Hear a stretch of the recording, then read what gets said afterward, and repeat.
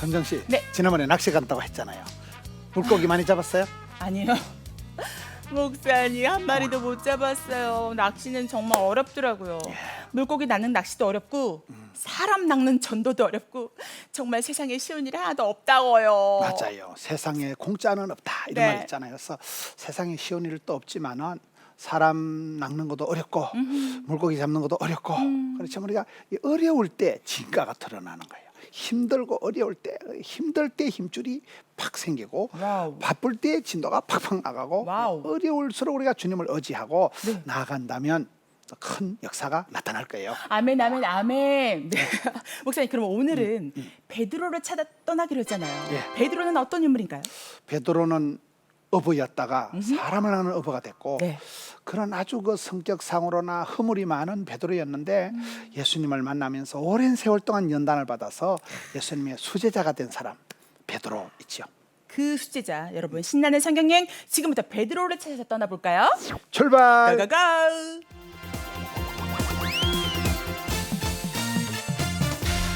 베드로가 이르되 은과 금은 내게 없거니와 내게 있는 이것을 내게 주노니 나사렛 예수 그리스도의 이름으로 일어나 걸으라 하고 동생 안드레의 전도로 예수님을 만난 베드로는 갈릴리 바다에서 어부로 일하던 중 사람을 낚는 어부가 되게 하리라 하는 예수님의 부름을 받고 제자가 됐습니다.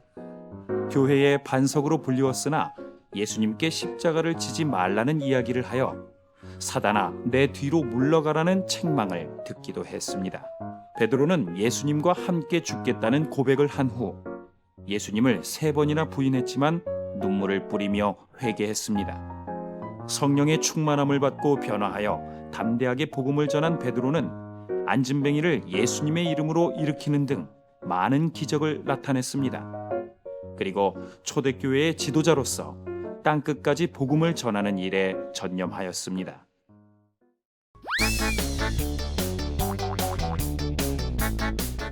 와우. 베드로는 이런 인물이었군요, 목사님. 네. 근데요, 네. 베드로가 네. 교회 반석이라고 불리는 이유가 뭐예요? 그 베드로라는 헬라어가 페트로스가 반석이라는 뜻이고요. 어. 아람어 이름 게바라는 뜻도 반석이라는 뜻이에요. 그래서 게바라요. 그것은 이렇게 뭐 베드로가 교회의 기초가 된 건 아니고요. 네. 베드로의 그 믿음의 고백, 그 사도들의 터 위에 교회가 세워지는데 그 베드로의 신앙 고백 위에다가 하나님께서 교회를 세우신다는 그 말씀입니다. 와우, 좋습니다. 베드로가요, 예수님과 함께 죽겠다는 고백을 했음에도 불구하고 예수님을 3번이나 부인했잖아요. 그 이유는 뭡니까? 뭐 3번이라는 것이 뭐 꼭 어떤 이유가 있다기보다도 네. 그 베드로의 연약함, 아, 인간으로서의 어떤 그 부인할 수밖에 없는 그 성령 네. 충만 받기 전에 힘으로 감당이 안 되는 그 베드로의 그 연약함을 볼 수가 있겠죠.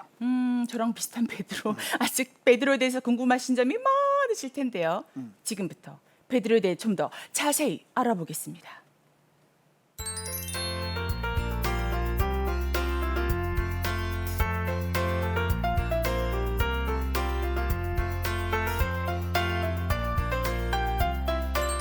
여러분 베드로와 함께 여행을 떠나 보겠습니다.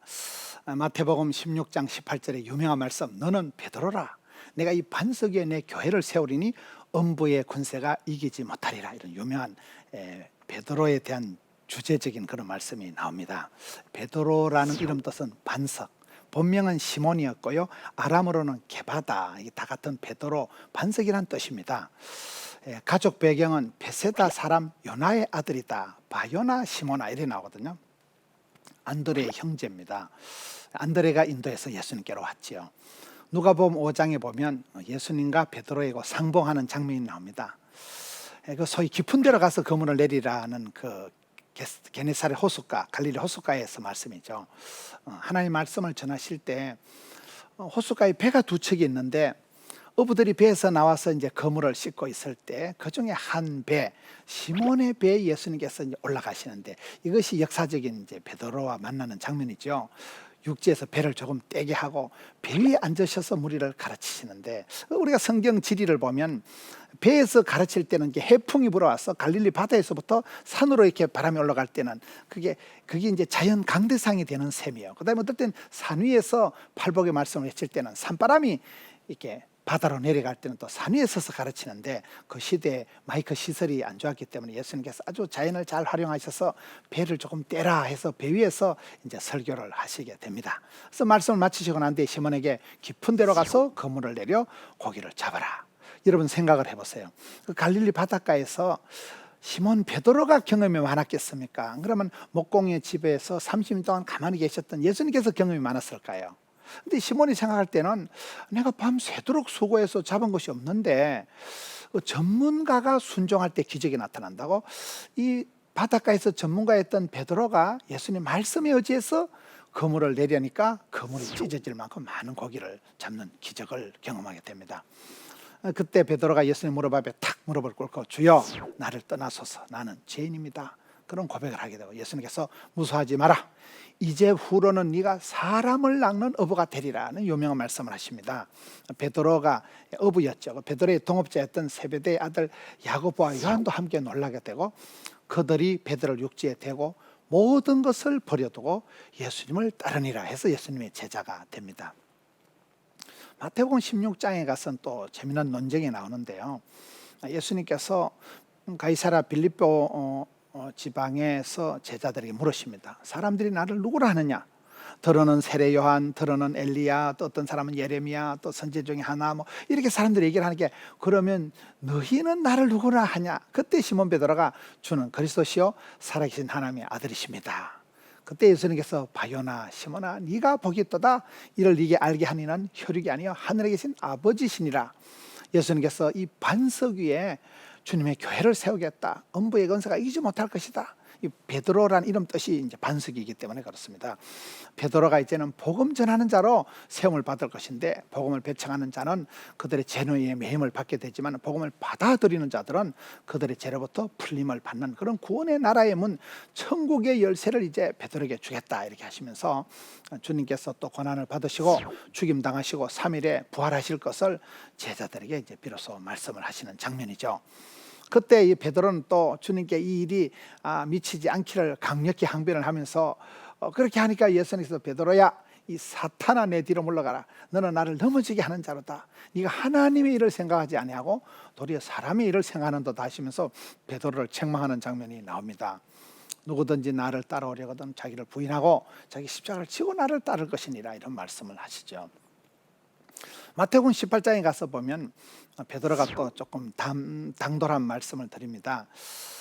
주님께서 천국을 전파하시는 중에 베드로가 예수님 형제가 죄를 범하면 몇 번이나 용서하여 주리까? 한 7번까지 용서할까요? 그렇게 물을 때 예수님께서 대답을 7번이 아니라 7번을 70번까지라도 용서하라고 하시면서 하나님께서는 1만 달란트에 상당한 빚을 탕감받은 자가 자기에게 100데나리온 빚진 자를 탕감해 주지 못하면 어떻게 하겠느냐? 그럼 비유의 말씀을 하시면서 너희가 각각 마음으로부터 형제를 용서하지 아니하면 너희 하늘의 아버지께서 너희를 용서하지 않으신다는 말씀을 하시면서 한없는 용서, 무궁한 용서의 그 하나님의 사랑을 가르쳐 줍니다. 마태복음 14장에 가서 보면요, 이 예수님을 따라가는 열심이 베드로가 보통이 아닙니다. 예수님이 오병이의 큰 잔치를 마치고 제자들은 먼저 갈릴리 호수 건너편으로 가게 하시고 기도하러 산에 올라가셔가지고 혼자 기도의 시간을 가지십니다. 제자들이 탄 배가 육지를 떠나 호수 한가운데로 가는 중에 큰 바람이 불어와가지고 막 물개를 치니까 엄청 어려움을 당하게 되는데, 그때 밤 사경에 예수님께서 제자들이 탄 배를 향하여 바다 위로 걸어오시면서 제자들을 안심시키십니다. 그걸 본 베드로가 주여 만일 주님이시거든 나를 명하사 물 위로 오게 하세요. 그렇게 하니까 예수님께서 오라 하니까 베드로가 배에서 내려 물 위를 걸어서 가는데, 예수님께서 이제 보니까 베드로가 이제 물 위로 오는데 바람은 점점 세지니까 베드로가 무서워가지고 물에 빠지게 됩니다. 그때 막 주여 나를 살려주세요 하니까 예수님께서 손을 내밀어서 베드로를 붙잡아 줍니다. 여러분 이 베드로가 볼 때 얼마나 당돌하게, 어쨌든 무리를 걸어본 사람은 베드로밖에 없거든요. 근데 예수님께서 베드로야 믿음이 적은 자야 왜 의심하느냐 그래 말씀을 하시고 이제 배에 함께 오르시고 바람이 그치고 되는데, 어쨌든 이 베드로의 어떤 그 거친 성격, 베드로의 어떤 그 용두사미적인 행동, 그런 그 베드로의 미완성의 어떤 그 모습을 우리가 베드로의 사역을 통해서, 베드로의 시간을 통해서 우리가 보게 됩니다. 우리가 베드로의 어떤 그 사역, 베드로의 어떤 그 삶을 통해서는 굉장히 그 베드로의 그 변화무쌍함, 베드로의 그 덤벙거리는 모습을 보게 됩니다. 누가복음 22장에 가서 보면 예수님께서 잡히시던 밤에 군인들과 대제사장의 아랫 사람들이 가룟 유다의 인도를 받아가지고 예수님을 체포하러 옵니다. 주님께서 나사렛 예수가 바로 주님이시라는 걸 말씀을 하실 때 제자들은 이제 막 다 도망을 가고 그런 상황인데, 베드로가 급한 마음에 칼을 빼가지고 말고라고 하는 대제사장의 종의 귀를 그냥 쳐버립니다. 그래서 오른편 귀를 떨어뜨리니까 예수님께서는 베드로에게 이것까지 참아라, 이것까지 참으라는 그런 말씀을 하시고 종의 귀를 만져서 이제 낫게 하시죠. 그리고 누가복음 22장 51절에 가서 보면 하나님의 아버지께 구하여 그 하나님께 기도를 하고 구하는데, 내가 12군단이나 되는 엄청난 군대 천사를 보내서 내가 일을 할 수가 있지만은 만일 그렇게 하면 주님의 고난의 사역이 어떻게 이루어지겠느냐 그러면서 이렇게 된 것은 다 선지자들의 글을 이루려 함이라고 말씀을 하십니다. 이때 제자들이 다 예수를 버리고 도망하게 되지요. 마태복음 26장에 가서 보면 예수님은 이제 군인들에게 끌려서 대제사장 가야바의 집으로 가시죠. 무리에게서 거리를 두고 이 베드로가 멀찍이 따라갑니다. 베드로가 이제 따라가면서 가야바의 그 집 바깥들에 하인들과 함께 이제 불을 쬐고 있는데, 어떤 한 여종이 너도 갈릴리 사람 예수와 함께 있었도다.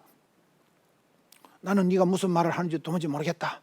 또 다른 종들이 와가지고 또 다른 사람들이 이 베드로에게 나사렛 예수와 함께 있었던 사람이라고 얘기를 하니까 막 베드로가 저주를 하면서 우리말로 하면 내 막 성을 갈아버리겠다, 내 손에 막 장을 찢어버리겠다, 이런 막 큰 맹세를 하면서 나는 그 사람을 도무지 알지 못한다고 그렇게 저주를 하고 부인을 하니까 곧 닭이 울더라. 베드로가 겟세마네에서 예수님께서 하신 말씀, 오늘 밤 닭 울기 전에 네가 3번 나를 부인하리라는 그 말씀이 생각이 나서 그때는 큰소리치고 내가 주와 함께 죽을지언정 절대로 주님을 부인하지 않겠다고 그 큰소리 치던 베드로가 얼마나 창피하겠어요. 그래서 밖에 나가서 심히 통곡하였다, 이런 말씀이 나옵니다. 요한복음 21장에 가서 보면 가장 극적인 대화가 펼쳐지는 게 요한복음 21장이에요. 무덤에서 부활하신 예수님께서 제자들에게 2번째 나타나십니다. 제자들은 그 실패한 제자들이 옛적에 그 물고기 잡던 갈릴리 호숫가에 와서 거기서 물고기나 잡고 있는데, 그 실패한 제자들의 그 현장에 나타나십니다. 물고기 잡으러 간 뭐 베드로, 도마, 나다넬, 야고보, 요한 이런 제자들이 그 밤새 그물을 내렸지만 한 마리도 못 잡고 있는데 예수님께서 새벽녘에 오셔가지고 그물을 배 오른편에 던지라. 그래서 큰 물고기 153마리가 잡히지요. 모나미 153이 거기서 나온 거거든요. 베드로가 그때 바다에 풍덩 뛰어들어서 주님께 나오니까 예수님께서 숯불에 떡과 생선을 구워서 이제 밥을 먹어라, 밥이나 먹고 사냐 하면서 생선을 주고 이제 밥을 주십니다. 조반을 준비해 주시니까 조반을 먹은 후에 주님은 베드로에게 요한의 아들 시몬아, 네가 이 사람들보다 나를 더 사랑하느냐 이렇게 물으십니다. 베드로가 얼마나 창피하고 부끄럽고 해서 주님 그렇습니다, 내가 주님을 사랑하는 줄 주께서 아시나이다. 똑같이 3번을 물으시고 3번을 대답을 합니다. 예수님께서 내 어린 양을 먹이라 이런 말씀을 하시잖아요. 그리고 이제 베드로가 앞으로 어떻게 죽을 것인가, 하나님께 영광을 돌리고 늙어서는 네가 네 팔을 벌리리니 남이 너에게 띠띠우고 원하지 아니하는 곳으로 데려갈 것이다, 그런 예언을 하십니다. 베드로가 얼마나 사람이 왔다리 갔다리 하는가 하면 그 와중에서도 근데 예수님 저는 괜찮은데요, 다른 제자들은 어떻게 될까요? 뭐 요한은 어떻게 될까요? 이렇게 물어보니까 예수님께서 그것이 너에게 무슨 상관이냐, 너는 나를 따르라. 우리가 그런 게 많아요. 외부 어떤 환경이나 이런 걸 신경 쓰지 말고 너는 나를 따르라, 이런 이제 유명한 말씀이 요한복음 21장 사복음서 제일 마지막 장에 아주 드라마틱하게 나타납니다. 우리가 베드로의 일생을 보면 베드로의 일생의 가장 극적인 전환점이 오순절 사건입니다. 사도행전 2장에 가서 보면 베드로가 주님이 성천하시고 난 이후에 오순절에 성령이 나타나면서 성령이 강하게 임하면서부터 베드로가 완전히 변하게 됩니다. 성령이 말하게 하심을 따라 다른 언어로 말하기를 시작할 때 경건한 유대인들이 천하 각국으로부터 와서 예루살렘에 머물러 있었는데 많은 사람들이 방언을 하고, 그때 베드로가 11사도와 함께 서서 요엘 선지자를 통하여 말씀하신 성령의 부어주심, 성령의 나타남에 대해서 설교를 합니다. 나사렛 예수 그리스도를 통하여 큰 권능과 기자 표석을 행할 것이라고 그렇게 얘기하고, 예수님께서 죽으시고 부활하심을 아주 목소리를 높여서 설교를 합니다.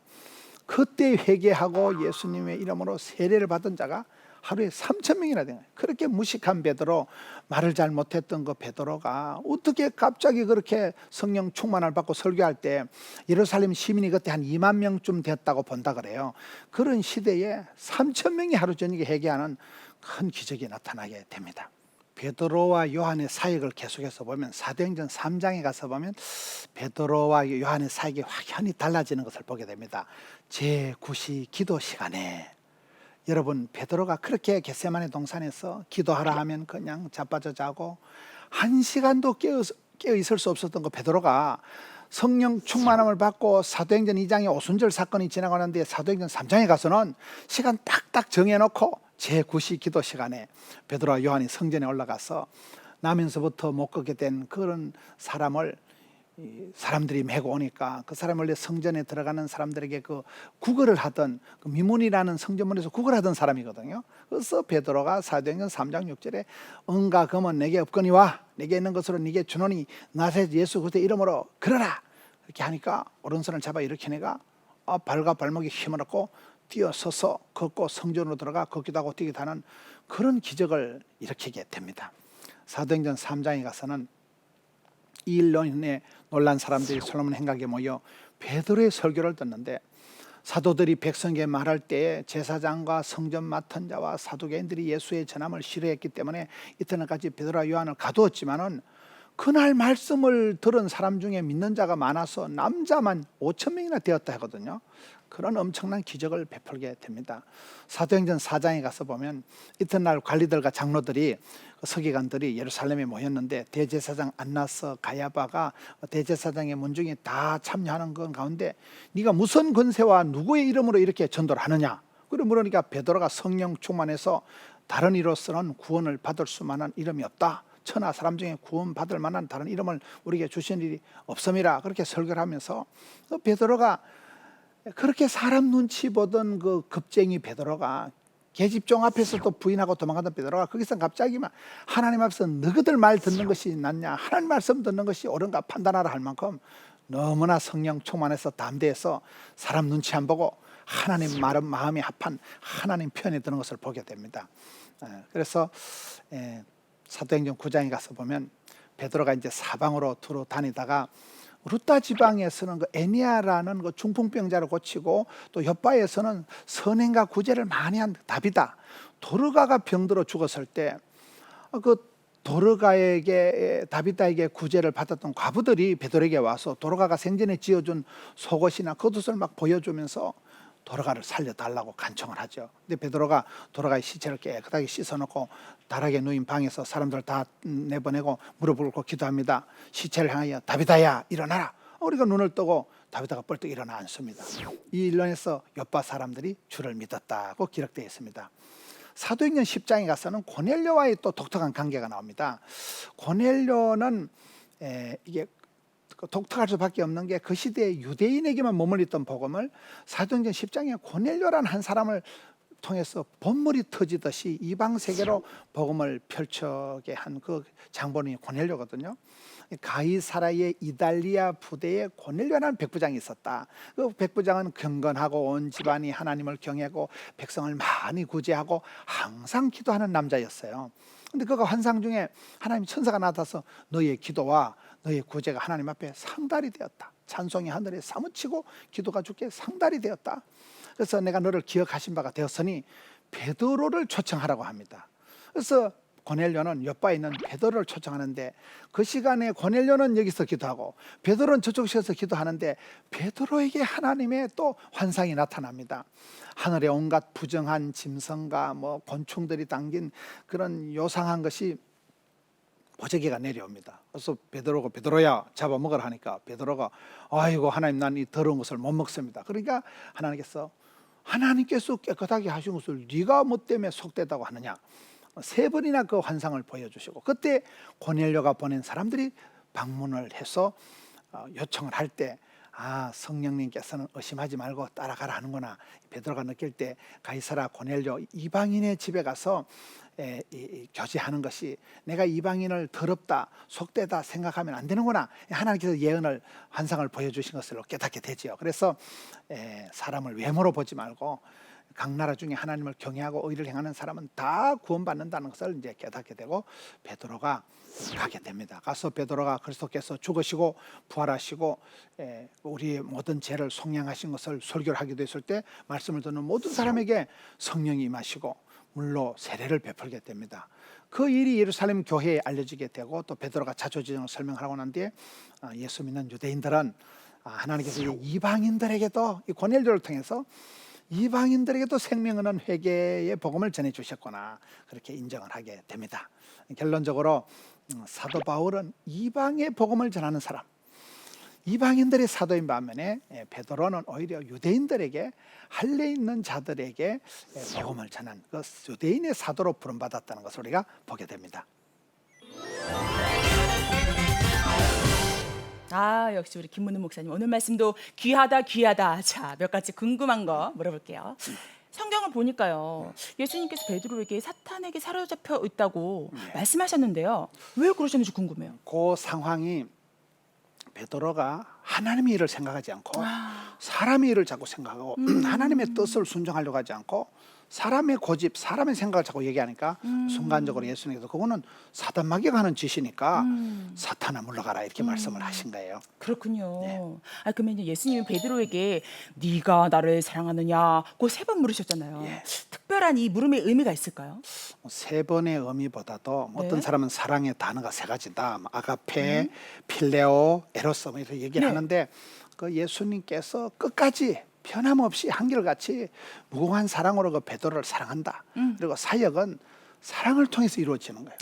믿음으로 구원받고 행함으로 축복받고 아멘. 순종으로 쓰임받고 겸손으로 보존하고 사랑으로 이긴다. 아멘. 그래서 그 사랑의 사역을 부탁하고 또 예수님께서 전체적인 사랑의 분이기 때문에 사랑을 강조하는 3번이라고 봐야 되죠. 네. 저희도 사랑으로 신나는 성경여행 진행하고 있잖아요. 예. 목사님, 그 많은 새신자분들도 궁금해하실 텐데 전도를 해야 하는 이유가 뭘까요? 복음은 이렇게 흘러가는 거예요. 네. 복음은 유통되는 거예요. 흐르는 물은 썩지가 않는다. 그래서 복음은 이제 반드시 흘러가게 돼 있는데 성경에 보면 전도에 미련한 것으로 하나님 구원 역사가 이루어진다. 우리가 뭐 아멘. 똑똑하든 무식하든 유식하든 때를 얻든지 못 얻든지 헬라인이나 로마인이나 사마리아나 그 칠무라고 들어봤어요. 무시로 무한히 무수히 무식해도 무한해도 무릎으로 계속해서 복음은 전파가 돼야 되는 거죠. 그래서 사람이 가지고 있는 직분이 3가지다. 네. 구도자, 전도자, 예배자. 구도자는 우리는 진리를 따라가는 사람. 또 예배자는 하나님께 예배하는 사람. 전도자는 때를 얻든지 뭐든지 복음을 전하는 사람이 어떤 직책이 있든지 돼야 됩니다. 그렇군요.